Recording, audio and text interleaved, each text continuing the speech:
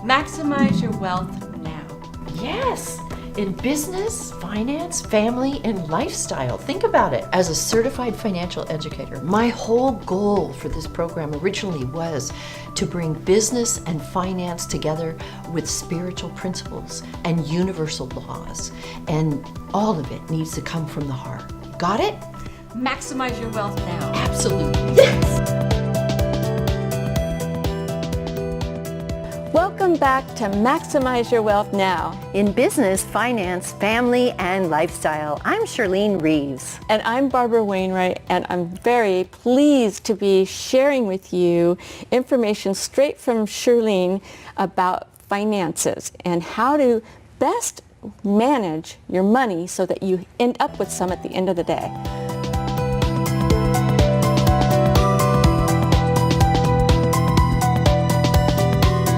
Shirlene Reeves is an international speaker, certified financial educator, executive producer of WMAX-TV, and a massive visibility media instructor, blending business, finance, and universal principles. She strengthens your business and expands your vision through massive visibility so you can make a 6- or 7-figure income while you sleep. Shirlene has a varied and balanced background with education and experience in both financial and spiritual principles. On the financial side, she is one of only 253 certified financial educators in the nation with more than 27 years of experience. She was the CEO of her own nationwide company for over 17 years, which she bootstrapped from zero to millions and has invested in real estate for more than 20 years. She has a BA in sociology with a minor in psychology and a BA and master's degree from the University of Metaphysics. On Maui, she trained with best-selling author and speaker Dr. Wayne Dyer, an American spiritual teacher, and former Harvard professor Ram Dass. Shirlene Reeves brings real-world training to the masses by sharing time-tested experiential business and financial concepts. Oh, Shirlene, I know that you want to talk about the 401k and also about the IRA. And what is the difference between a 401k and an IRA? That's such a great question, Barbara. The difference between a 401k and an IRA is really nothing. Nothing. A 401k or a SEP IRA, a SEP is for independent contractors, entrepreneurs. Okay. So that's the SEP IRA. And some people say to me, what is the difference? But the thing is that the 401k, when you leave a job, turns into an IRA. It's just a different entity. Okay. Is that what they mean when they say rollover? Yeah, that's exactly what they mean when they say rollover. And you know, the IRS doesn't give us many options for a rollover.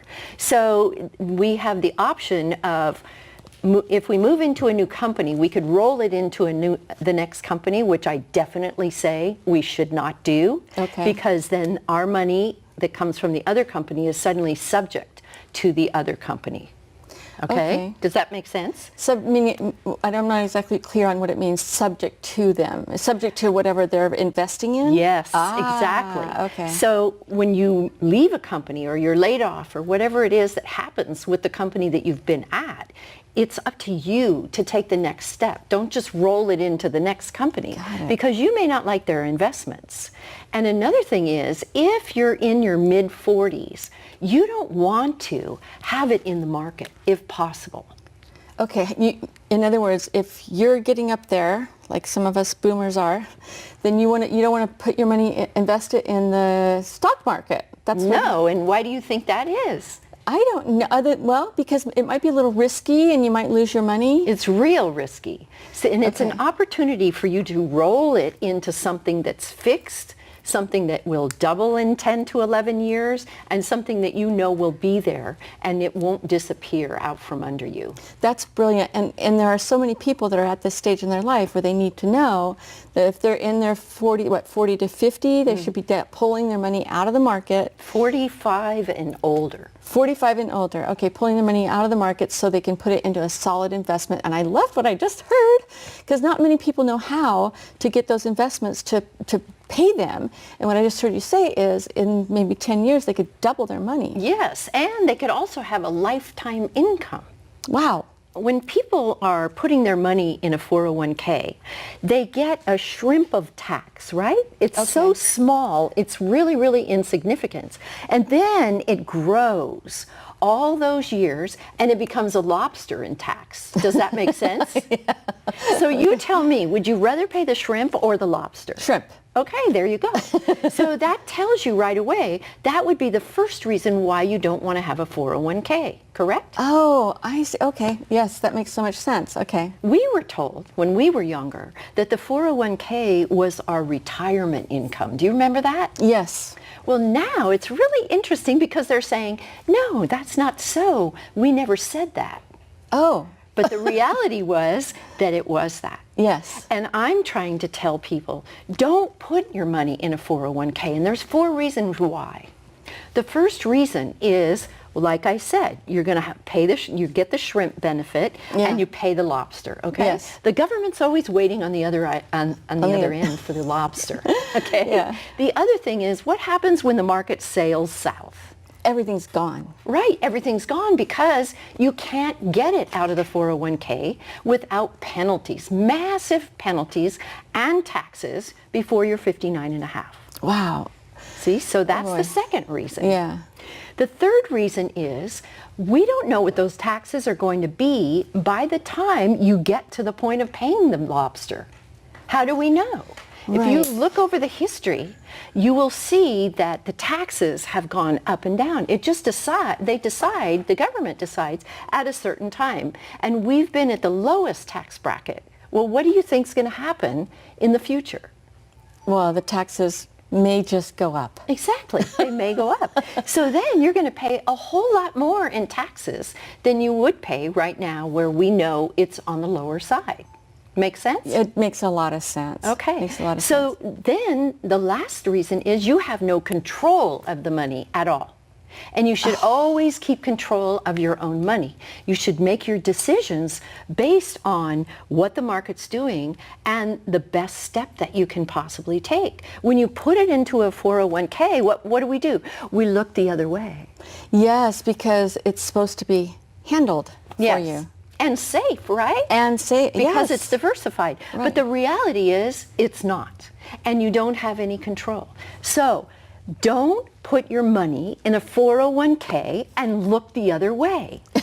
Can you remember that Right. one? Yes, but here's one of the problems with that. Like you said, there's no way for an employee who has money in a 401k to manage it. They can't do anything. And even if they're looking at it, it doesn't matter because they can't do anything. Exactly. So the real thing, or the real statement here is, don't put your money there because you don't have control over it. You'd be better off putting it in a mutual fund of your choice, maybe. Or what would be the best investment? Well, there's different investments, but because I'm licensed and I really can't talk about specific investments, but there are investments out there that you can use that make much more money, never lose money out of your bottom line, and you could have a retirement off of it later. Nice. So you pay the taxes right now, you pay the shrimp, and then you build your own little empire. You could even have what they call the bank of you. That's pretty cool, right? Yes. Yeah. Yes. So there's different things that you can do that if you just do a little bit of research, or you can reach out to me and ask the question. I'm happy to tell you if it's one-on-one. I just can't do it in this kind of atmosphere. Got it.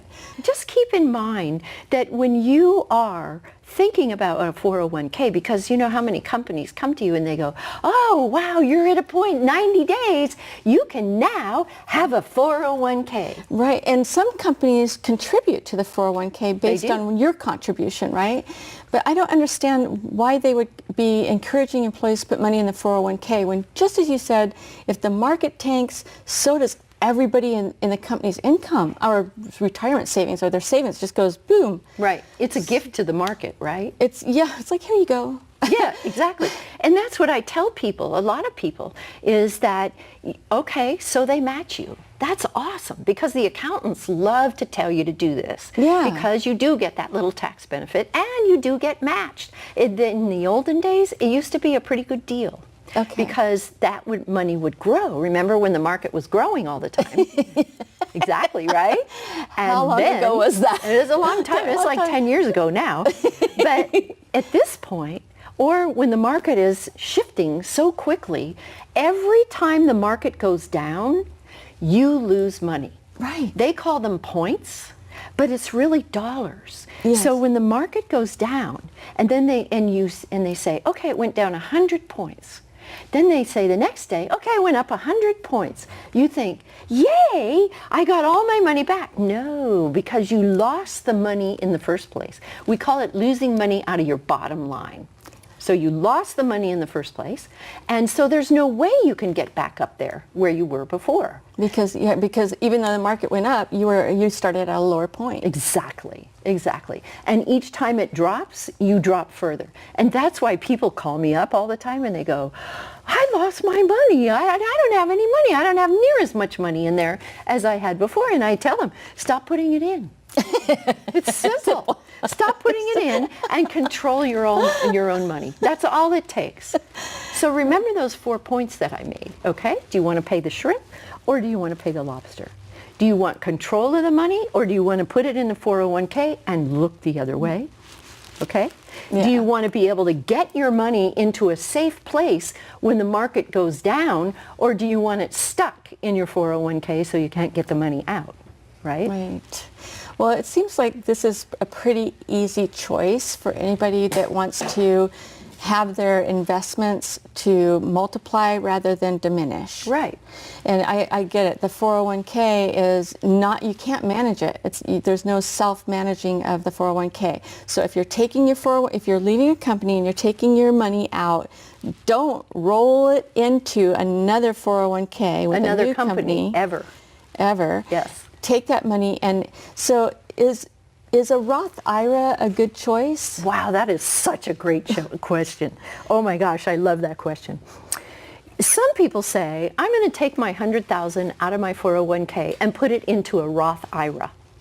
Well, guess what you have to do in order to do that? Pay tax. Pay all the taxes, right? Yeah. Pay all the taxes. Yeah. So let's say, I'm just going to throw a number out, say you have to pay $25,000 in taxes. Okay. So that puts you at a place where you're at $75,000 to begin with in your investment. Got it.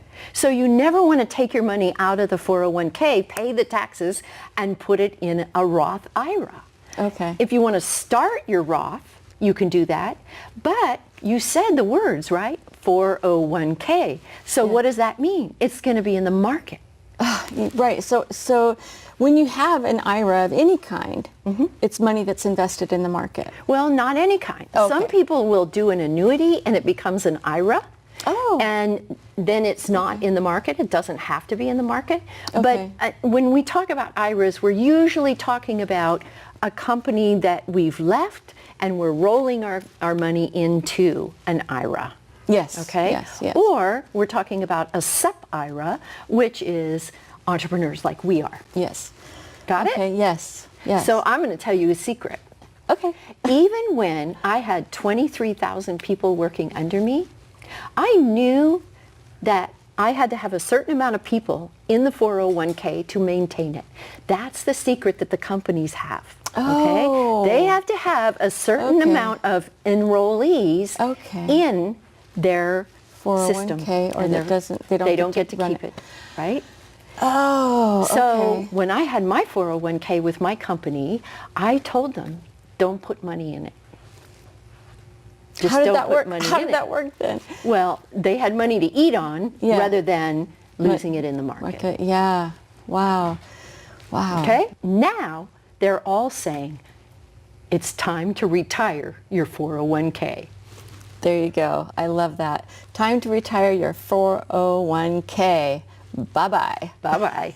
If you are looking for solutions to your financial questions, call the National Financial Literacy Center to attend the next complimentary online webinar. Call 888-889-9212. An attendant is standing by to receive your call at 888-889-9212.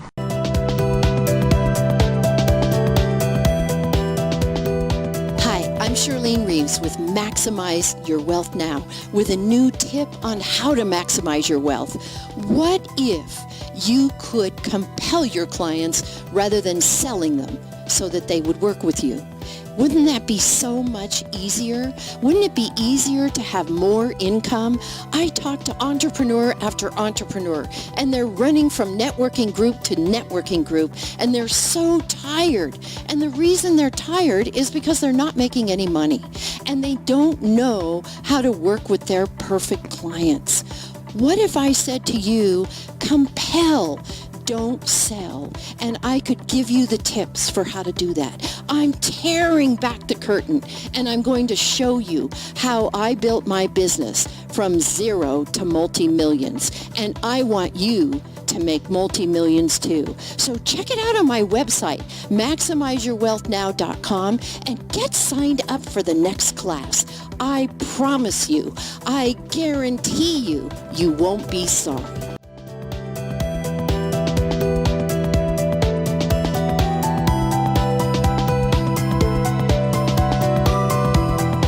Hi everyone, here we are with Jon to talk about reverse mortgages, and I am just so excited to dispel so many of the beliefs that people have out there. And you and I have sat down with clients before, and it just amazes me how you educate them and they feel so relaxed with you. Tell me, what is a reverse mortgage? A reverse mortgage is simply a loan or a lien placed on your home, like a traditional forward mortgage. There's just some basic differences. The income and credit qualifications are very limited. You can actually have no income and qualify for a reverse mortgage. You must be 62 or older. Mm-hmm. If you're in a married situation, believe it or not, the younger spouse can be as young as 18. Wow, 18? That's yeah. Amazing. Who would think a 62-year-old would be married to an 18-year-old? Yes. HUD actually recently amended that rule so that they could accommodate a younger spouse, so that the younger spouse would not be, the loan would not become due and payable or be foreclosed upon if the older spouse passed away. So it's actually very comforting for those married couples with a younger spouse. So that means I could go out and find an 18-year-old and do a reverse mortgage, and boy, what a happy day. I'd have to raise him. He would be set up for a long, long time. Yeah. And he would never have to leave the house. Is that right? That's correct, yeah. Any income streams that were created from the reverse mortgage would stop if the older spouse passed away. But the younger spouse would never have to leave the home until they decided to sell the home. Some other qualifications and requirements of the reverse mortgage are that the home has to be a single-family residence, anywhere from 1 to 4 units. So you could actually purchase a triplex or a fourplex, live in one of those units, and rent the others out. It must be on your primary residence, not on your vacation or rental homes. Oh, okay. And believe it or not, actually some manufactured homes do qualify if they have a HUD-approved foundation. You mean like mobile homes? Mobile homes, that's correct, if there's a true foundation. Okay. What HUD doesn't want is a reverse mortgage or a lien placed on a mobile home one day and then it's gone the next day. I could see a problem with that with the government, as they go trailing down the freeway with the home, right? Yeah. Some other conditions are that generally you have to have about 50% equity in the home, because there's a limit to how much HUD will loan in a reverse mortgage, and generally it starts about 50%. Based on the age of the youngest borrower. So at 62, that's in the 50% range, and it climbs up to as high as 75%. Oh, wow. 75%. Now, at 75%, how old would a person be at that time? At 90 years old. Oh, 90? Yeah. Well, in that case, they may not even have it very long, right? That's correct. But on the actuaries that HUD runs, they actually project the loans run until you're 100, even though the average age of most borrowers is probably in the high 70s, early 80s. Wow, that's amazing. That's amazing how that works. Now, what happens if there's a loan on the property? Because some people believe that it has to be free and clear in order to get a reverse mortgage. How do they handle the loan? Well, that's a great question. So a reverse mortgage, one of the requirements is that reverse mortgage is the primary lien on the property. And so any liens existing or any other notes or judgments must be paid off. Essentially, by not having that mortgage payment anymore, that is your monthly benefit. You're no longer making those payments. Nice. How do I get the money? You get to take that in one of three ways. You can take it as a lump sum, like a traditional loan, where you get the money and you can put it in the bank or do what you choose. Or you can turn it into a monthly income stream that will last for the rest of your life. Oh, wow, that's called a tenured payment. And then also you can have a line of credit, much like you used to in a traditional sense, where the money is sitting in a credit line that actually grows over the life of the loan, unlike a traditional line of credit. And then as you need the money throughout your retirement years, you get to make withdrawals. Now, the nice thing about the 10-year payment and the line of credit is you're not paying interest until you actually receive the benefit, unlike you take the money all up front. So the traditional reverse mortgage really was set up to use your home's equity to slowly pay you over the life of your retirement years. So that's really good for a person who's worked all their lives to pay off their house, and then they don't have any income anymore because they're not working. So this would be a perfect tool for that, right? It's fantastic. That was really when Ronald Reagan put in place the reverse mortgage in the mid-1980s. That was his idea, is that the homeowner who worked their whole life to pay down their mortgage and then go into retirement years, maybe on a fixed income, they were finding themselves running short on cash flow. They couldn't pay their monthly bills, or maybe the roof had a leak. They needed to get a repair done, and they didn't have the funds to do it. And they didn't want to, maybe they didn't qualify for a traditional mortgage or a line of credit in order to fix the house. And they didn't want another mortgage payment where maybe they couldn't make the payments, and then maybe are possibly foreclosed upon. So we created the reverse mortgage to safely and securely tap into that equity during your retirement years. And does it matter what you use the money for? No, there are no conditions on what you use the funds for. I have a lot of clients that will use it because they want it. They'll use it for vacations. They can buy second homes. A lot of times they'll use the money to give it to their children and grandchildren so they can see them enjoy the benefits of those proceeds now while they're still alive. And then a lot of clients we have are actually getting because they need it. Maybe it's like we talked about, they're not able to pay their monthly bills, they have needs around the house. A lot of clients recently are using it to pay for in-home care services. Part of the long-term care plan. That's correct. Medications or any other medical needs that they can't afford. The main goal is that they really want to age in place. They want to stay in their homes for the rest of their lives. And the reverse mortgage allows them to safely and securely tap into the equity and use it during their retirement years as they choose. Yeah, I think it's really, really wonderful. And some of the clients you and I have talked about, or talked to rather, we think of the reverse mortgage as one of those streams of income if they don't have enough money right then, correct? That's correct. Yeah, I mean, it can really augment your pensions, your Social Security benefits, and maybe your IRA distributions. The other thing is a lot of financial planners are really realizing that the reverse mortgage can be used to delay the onset of Social Security benefits and also to extend the lives of the individual retirement accounts and the 401ks. And so it's a great tool to use in your arsenal to try to figure out how to retire and extend your retirement benefits, essentially. And let me ask you a tax question, if you wouldn't mind. I know you're not an accountant, but you work with this all the time. So if the person is receiving income from their reverse mortgage, is that a taxable event? Well, that's a great question. No, the income stream from a reverse mortgage is not taxable because it's your equity from your home. So there are no tax implications. That's great. Some other things to consider is there's no impact on Social Security benefits or Medicare. If you're on any SSI or Medicaid programs, you just need to work with your tax advisor to make that work. Do the kids get involved, or do they just do this as a secret? That's a great question. Well, with any client that I meet with, I always sit down and say, who are your friends, family, trusted advisors, whether it's your CPAs, your financial advisor, your attorney, who do you want to be involved in this process? So up front, we try to figure out who those important people are and have them at the table when we sit down and talk about how the reverse mortgage works, how it impacts their retirement income, and all the different tax implications and such.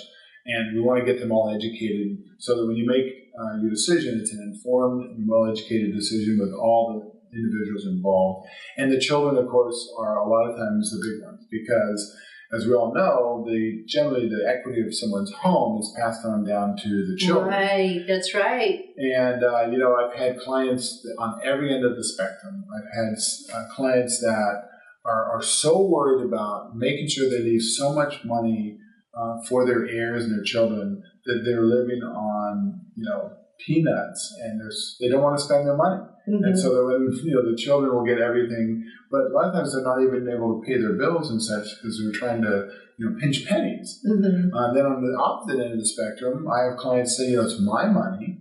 I'm going to spend it how I want. I don't want my children to get a dime. Or in some cases, even the children are telling me, I want my parents to use all their money for themselves and not worry about giving it to me.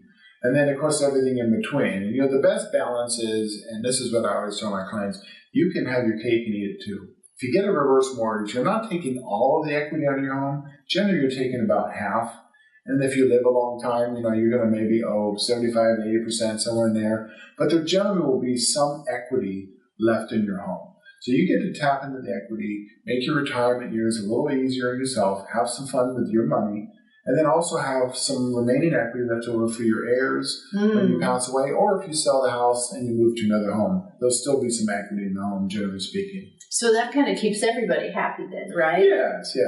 That's the way it should be. A win-win situation. Yeah, for everybody. Yes. Right. And sometimes it's easier to convince the kids that it's going to be okay if they've got some money left in that bucket, right? Well, yeah, and also if they understand how the program works, that their parents are not going to lose their home. They're just accessing the equity safely and securely, and it's going to help them in their retirement years.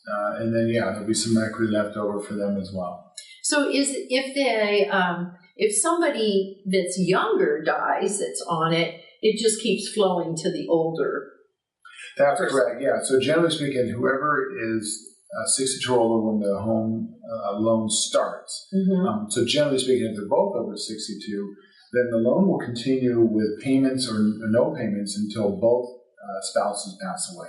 Okay. But if there is someone that's under 62, any income streams would just stop, but you're not required to leave the home until you choose. What happens if a person, say they go into the hospital, and they're in there, and they go into a recovery situation, and they're out of the home, and is there any issue with the reverse mortgage, or maybe they're going back and forth? I mean, do they have to pay that reverse mortgage back if they're doing that? Well, that's a great question. So one of the requirements is that you live in the home as your primary residence, right? And so you cannot leave the home for more than 12 months, technically speaking. And so that means, you can go travel around the world as much as you want, as long as you're coming back and you intend to keep that home as your primary residence. The way that HUD checks is that they require the lenders to send a certification every year to the borrower or borrowers. They sign and send back stating that this is my primary residence. So in those situations you're talking about, if you're down to a single borrower, and that individual gets hurt and has to go to a care facility, as long as they're able to come back and still use the home as their primary residence, then the loan stays in place. When you get to the point where you're never coming back and you're in the care facility or you're going to leave your primary residence permanently, then you or your heirs or your executor of your estate then would make plans to go ahead and notify the lender that this is no longer our primary residence. We're going to go ahead and pay back the loan. Let's share the biggest myth for a reverse mortgage. The biggest myth is that the bank or the government will take over your home, and that is absolutely not true. You own your home for as long as you live. Keep that in mind. No one is ever going to take your home from you. Your name remains on the deed, correct? Absolutely, at all times.